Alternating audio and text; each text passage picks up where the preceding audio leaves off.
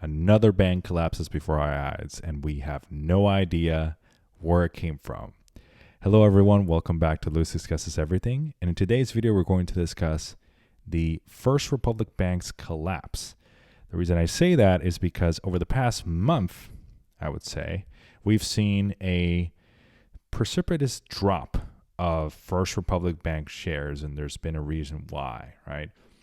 Around March 7 to March 8th is when we last saw the stock at $115 a share, and it dropped all the way down to $3.51, right? And you might ask yourself, why is that the case? And the reason is a conjunction of factors, right? I'll go to it step by step.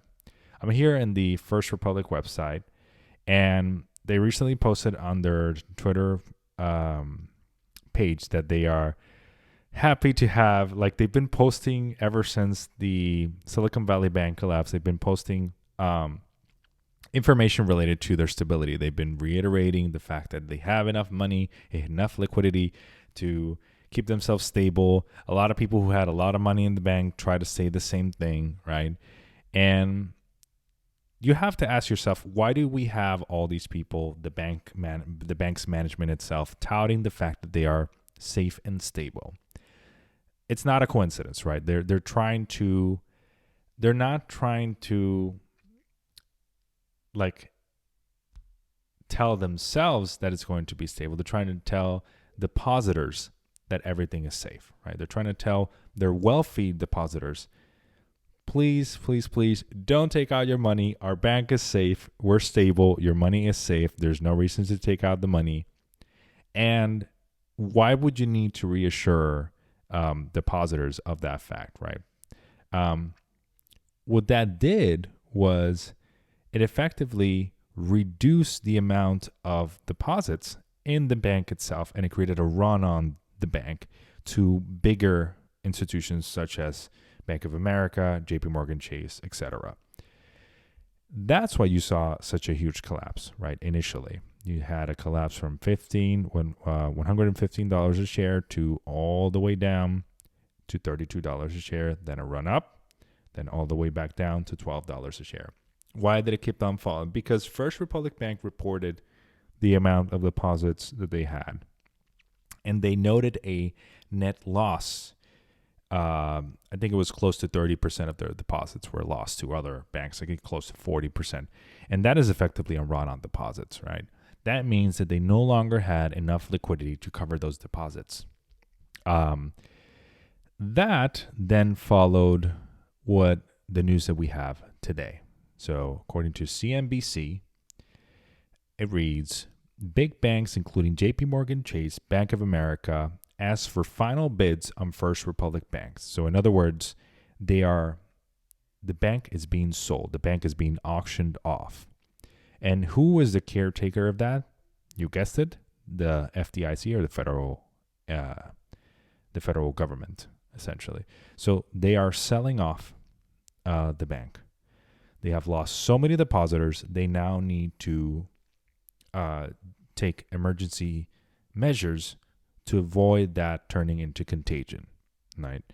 And this was a crisis that was manufactured by a previous crisis, but it was also the result of very poor risk management. The management did the same thing that this Silicon Valley management did, which was invest too much of that money, too much of the depositors' money, into high-risk long-term securities in an event in a time in which interest rates are so high. That being said, let's read the key points of the article.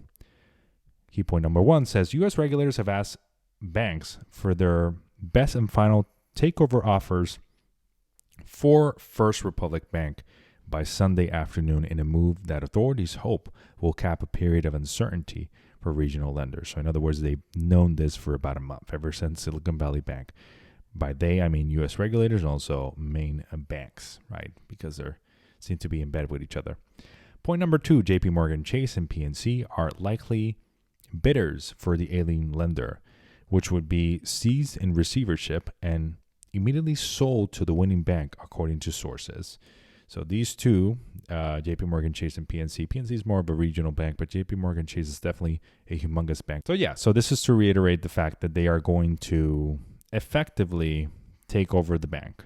And why do they need to do this? I explained earlier, it's because of contagion. But yes, the fear is if we don't take over this bank, other banks will follow. Other banks will have a run-on effect.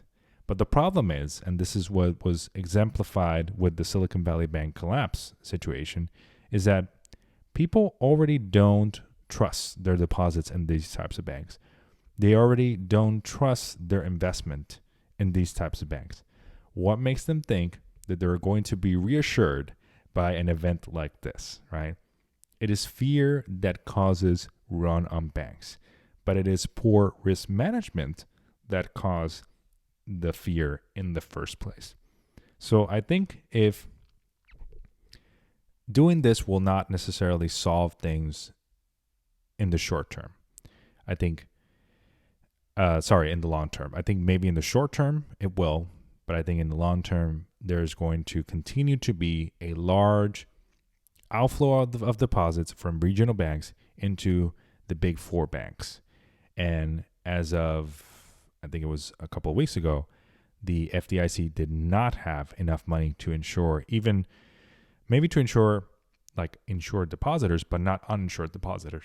And right now, the language coming out of the Fed is not at all conducive to an environment where investors and depositors can be confident that their money is safe in a bank like this.